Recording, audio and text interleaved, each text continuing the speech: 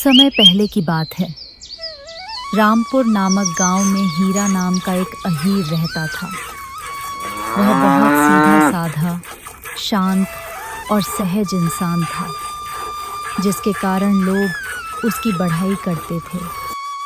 हीरा के पास 4 से लेकर 5 पशु थे, जिसमें गाय और एक भैंस थी। उसे अपने सभी जानवरों से बहुत लगाव था। प्रतिदिन सुबह शाम उसके घर पर दूध लेने वालों की भीड़ लगी रहती थी, क्योंकि वह दूध में पानी नहीं मिलाता था। इसी तरह धीरे धीरे उसके ग्राहक बढ़ते रहे। अब ग्राहक उसके घर पर समय से पहले पहुंच जाते और एक लंबी लाइन में लगकर अपनी बारी का इंतजार करते, क्योंकि कभी-कभी दूध की अधिक मांग होने के कारण कुछ ग्राहक बिना दूध लिए ही खाली बर्तन लेकर घर लौट जाते थे। एक बार दीपावली से एक दिन पहले दूध की इतनी ज्यादा मांग बढ़ गई कि चंद मिनटों में ही उसका सारा दूध बिक गया। दूध की मांग अधिक देख हीरा ने सोचा, क्यों ना एक और भैंस ली जाए, जिससे उसके व्यापार में और अधिक बढ़ोतरी होगी। अगले दिन ही हीरा ने पालमपुर गांव जाकर एक और भैंस खरीद ली। हीरा भैंस खरीदकर अपने घर आ रहा था। उसने जंगल का रास्ता चुना ताकि वह घर जल्दी पहुंच सके।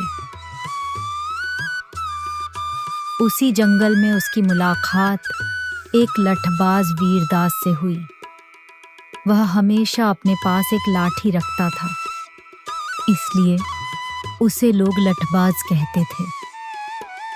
लठबाज ने हीरा को आते हुए देखा। तब लठबाज ने हीरा को आवाज लगाई, अरे ओ दूध वाले, रुको, कहाँ जा रहे हो भैंस को लेकर? हीरा ने कहा। भैया, आपको कैसे पता कि मैं दूध वाला हूँ? लठबाज ने पूछा। मुझे मूर्ख बनाने की कोशिश मत करो। ये बताओ, तुम ये भैंस चोरी करके कहाँ से लाए हो? हीरा ने बेहद ही नम्र स्वभाव में उससे कहा, भैया, मैं इस भैंस को पालमपुर से खरीद कर ला रहा हूँ। अगर आप चाहो तो मैंने जिनसे खरीदा है, आप उनसे पूछ सकते हो। लठबाज फिर से कहता है, तुम मुझे मूर्ख नहीं बना सकते। मैं इंसान को देखकर पहचान लेता हूँ। अगर तुम ये भैंस खरीद कर लाए होते तो इसे जंगल के रास्ते से नहीं ले जा रहे होते, तुम मेन रोड से होकर जाते।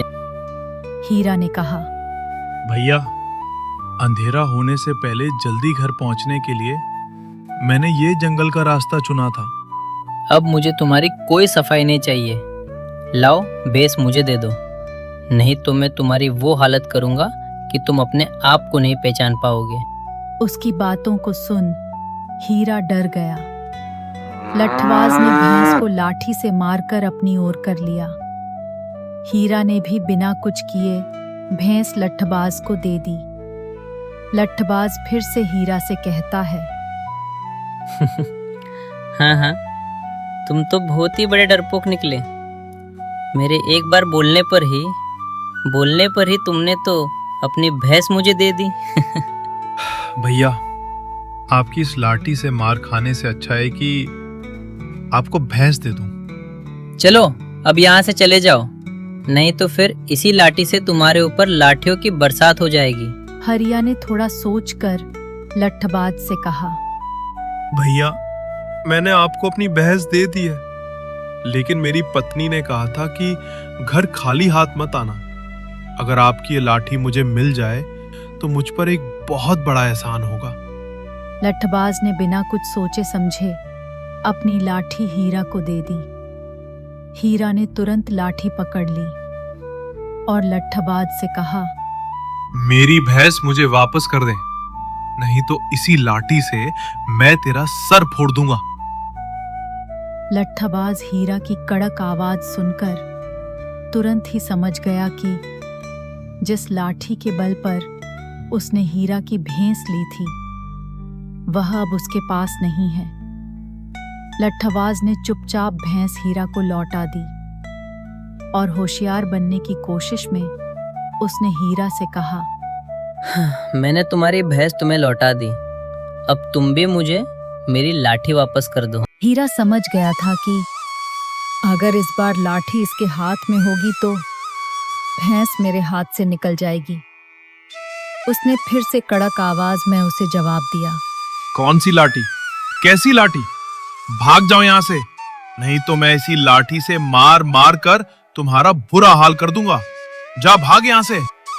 इस तरह लट्ठबाज डरकर वहां से भाग गया और हीरा अपनी भैंस के साथ सुरक्षित घर पहुंच गया और अपने दूध का कारोबार चलाने लगा। तभी से यह कहा जाता है कि शक्तिशाली अपने बल के सहारे कुछ भी हासिल कर सकता है। जिसकी लाठी उसकी भैंस। इस कहानी का अर्थ है कि शक्तिशाली व्यक्ति अक्सर अपनी शक्ति के बल पर दूसरों पर अधिकार जमा लेता है। लोग कहते हैं जिसकी लाठी उसकी भैंस। पर आज एक बात समझ में आई, लाठी सिर्फ कुछ समय के लिए डर पैदा करती है, जीत नहीं। असली जीत उसकी होती है जो मुश्किल वक्त में भी अपना दिमाग ठंडा रखता है।